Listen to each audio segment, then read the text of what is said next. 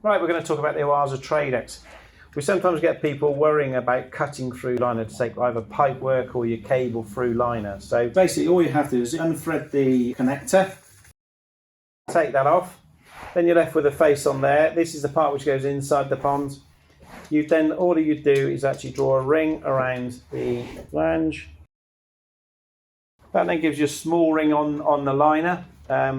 All you then do is cut a small circle out.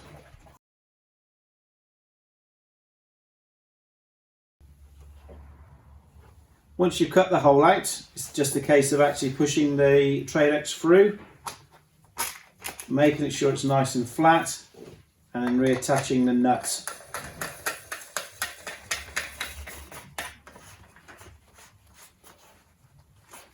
Like so. That gives you good access through the liner with a nice sealed connection.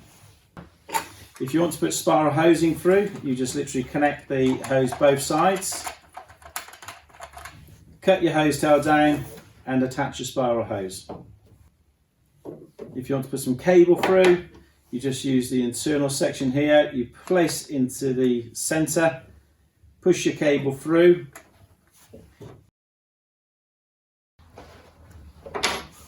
that gives a nice watertight seal for your cable as well. You can only do either the cable or the hose with the one transition kit. So if you want one of each, then you'd have to buy 2 sets.